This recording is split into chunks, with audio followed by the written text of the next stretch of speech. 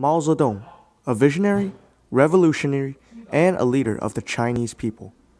Regarded as one of the most important people in China, Chairman Mao transformed China from a poor, unorganized nation with weak leadership into an economic powerhouse. Mao's merits still have a lasting impact on modern China, as many people support and even worship him because of his selfless contributions. However, what many people forget about Chairman Mao is that these benefits to the Chinese nation came at an enormous cost. Today, we will be exploring all of the atrocities, the crimes, and the lawless acts that Mao Zedong committed throughout his life and the price the Chinese people had to pay in order for this leader's dream to come true. Is Chairman Mao really the glorified leader many people think he is?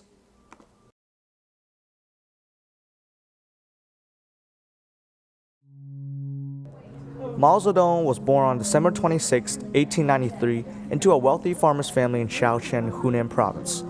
As a child, he worked in the fields and attended a local primary school where he studied traditional Confucian classics. Mao spent most of his tenure in Changsha, the provincial capital. He was exposed to the tides of rapid political change and the new cultural movement then sweeping the country. He served in the Republican Army for some time and then spent half a year studying alone in the provincial library, an experience that confirmed him in the habit of independent study. There, he read core works such as Adam Smith's The Wealth of Nations and Montesquieu's The Spirit of the Laws. Mao declared the founding of the modern People's Republic of China on October 1, 1949. Following his consolidation of power, Mao launched several campaigns. But not all of the decisions Mao made have benefited China. Some had devastating effects and impacted China for many generations.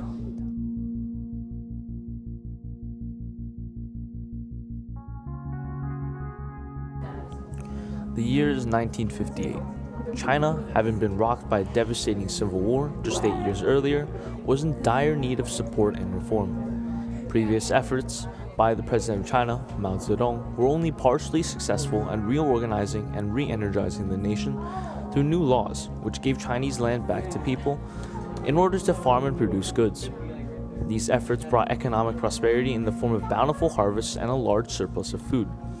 But in the West, the United States was threatening the economic standing of China itself. Mao realized that the only way to even come close to competing with the existing world powers was to industrialize and fast. Therefore, in 1957, Mao Zedong, urged on by the plentiful yield of crops, proposed his Great Leap Forward, a plan that would not only industrialize and revitalize China, but surpass the United Kingdom in 15 years.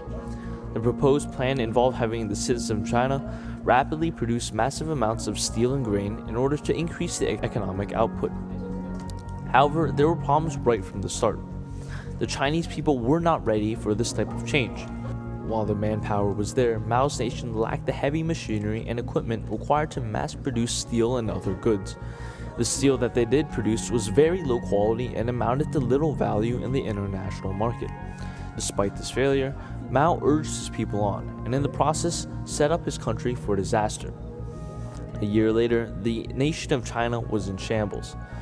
The steel project was abandoned because of a lack of food. Earlier crops failed, and local towns were forced to report inflated yields in order to satisfy Mao and his supporters. Many campaigns were launched to increase crop yield as a last resort, but most of them failed. One of the earliest campaigns was the Four Pests campaign, which told farmers to kill all mosquitoes, flies, sparrows, and rats. While paid with good intentions, it ultimately resulted in the extermination of the sparrow, a predator of the locust. The resulting locust infestations hurt the farmers infinitely more than the sparrow. Mao's decision to launch these campaigns sealed the fate for many citizens in China. As a result, one of the largest famines in the history of the world ensued. Frank Zakader, an expert in Chairman Mao, estimates that a record 44 million deaths occurred in the 3-year period, and cases including torture, branding, cannibalism plagued the country.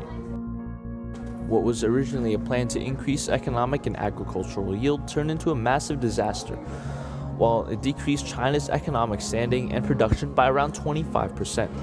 Many historians and even some members of the Chinese government agree that most of the problems in the Great Leap Forward was due to mismanagement and error. Mao, a supposed leader, benefactor, and a genius of the Chinese population, failed in his vision of an industrialized China, massacring his people in the process. His leadership, legacy, and reputation was shattered by the Great Leap Forward. However, there was one way he could take it all back, and that was the Cultural Revolution.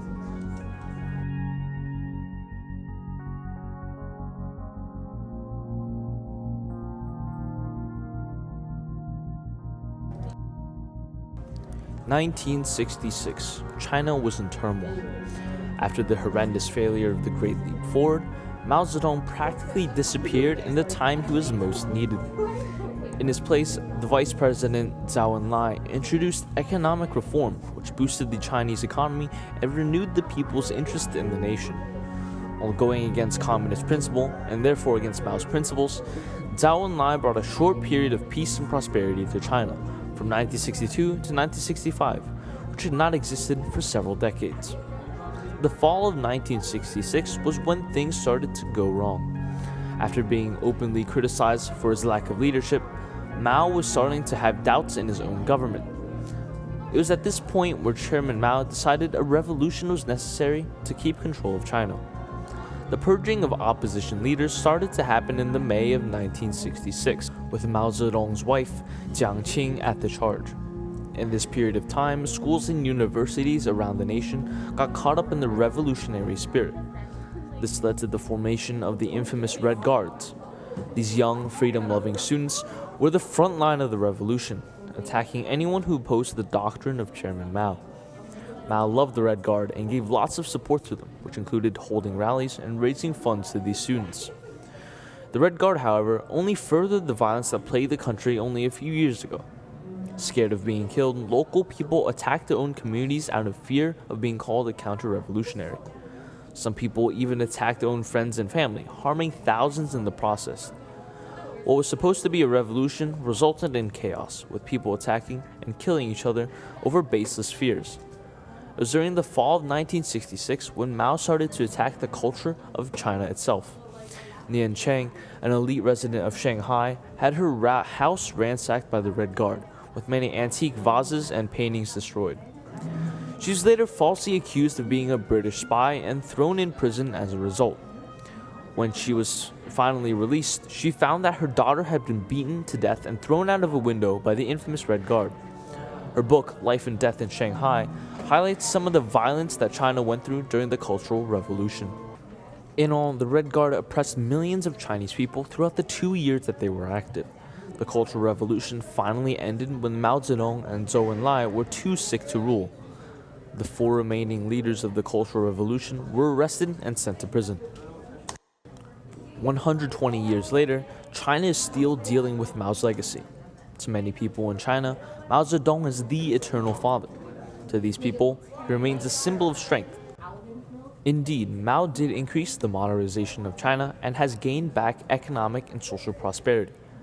However, despite his reverence, Mao's legacy remains a flawed legacy. For those who see strength in his face, others remember fear from the violence, famine, paranoia, and the tens of millions of deaths in the campaign launched by Mao, such as the Great Leap Forward and the Cultural Revolution. These consequences outweigh his achievements, and on balance, we believed that he was an ineffective leader of China.